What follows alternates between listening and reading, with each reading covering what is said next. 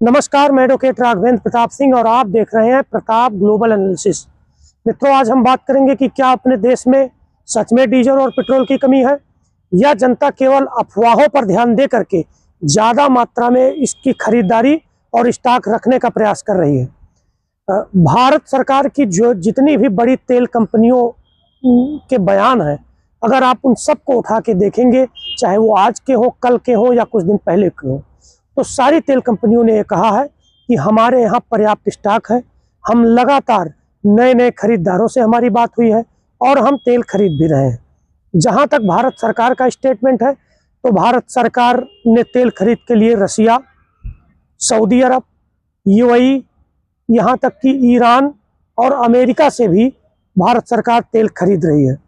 इस युद्ध के बीच में तमाम ऐसी दिक्कतें हैं जो पूरे दुनिया में आ रही हैं। केवल सप्लाई बाधित हो रही है, स्टॉक सबके पास है, हर देश के पास है, लेकिन केवल जो स्टेट ऑफ हार्मोज का रास्ता है जिससे भारत का 50% तेल आता है, वो रास्ता थोड़ा बाधित है। हालांकि ईरान सरकार ने कहा है कि हम भारत के जहाज़ों को जाने के लिए रास्ता देंगे। तो चाहे आप सरकार का बयान उठा के देख लीजिए या तेल कंपनियों का बयान उठा के देख लीजिए, तेल की कमी बिल्कुल नहीं है देश में। परेशान होने की ज़रूरत नहीं है, पैनिक होने की ज़रूरत नहीं है। और स्टॉक रखना तो एक प्रकार से इस स्थिति में अपराध है। जब 1965 का भारत और पाकिस्तान का युद्ध हुआ था, देश में अनाज की कमी थी, तब लाल बहादुर शास्त्री जी ने नारा दिया था कि जय जवान जय किसान। और उन्होंने कहा था, देश की जनता से अपील की थी कि आप लोग एक दिन का व्रत रखिए, और पूरे देश की जनता ने उनकी इस बात को आत्मसात किया था। तो जब देश पे कोई ऐसी बुरी परिस्थिति आए या ऐसी थोड़ी असमंजस की स्थिति आए, तो लोगों को धैर्य बनाए रखना चाहिए।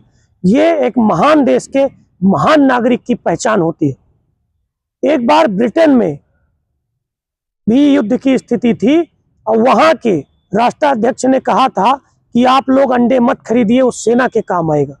दूसरे दिन से दुकानों पे भीड़ लग गई कि अंडे वापस करने के लिए जो जनता ने खरीदे थे वो जनता ने वापस कर दिए थे।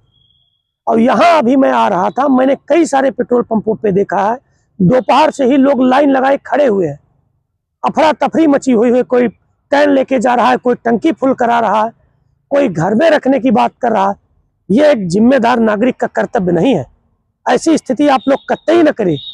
ये एक हिसाब से ये देशद्रोह के लगभग की स्थिति कही जा सकती है। तो आप लोग अफवाह फैला के ज्यादा स्टॉक रख के एक अफरा तफरी का माहौल करना चाहते हैं देश में, जो जैसी स्थिति बिल्कुल नहीं। एकदम सप्लाई आ रही है कई देशों से, लगभग 41 देशों के संपर्क में हमारे देश की तेल कंपनियां हैं, हमारी सरकार है।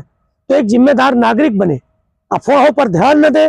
बिल्कुल, अभी मैं अपनी गाड़ी से आया हूँ, मेरी कार में मात्र 5 लीटर के आसपास डीजल होगा, 4 से 5 टंकी पड़ी है। मैंने कहा मैं कतई आज तेल नहीं डलाऊंगा। तो कृपया मैं पूरे देश की जनता से अपील करूंगा कि अफवाहों पर ध्यान न दें, धैर्य बनाए रखें, और इससे हमारे देश में असमंजस की स्थिति, पैनिक की स्थिति उत्पन्न नहीं होगी। ये आप सबका कर्तव्य है। इस पूरे मामले पे आप सभी के क्या राय है, क्या विचार है, आप लोग अपने विचार जरूर रखिएगा, क्योंकि ये देश के साथ खड़े होने का समय है। धन्यवाद।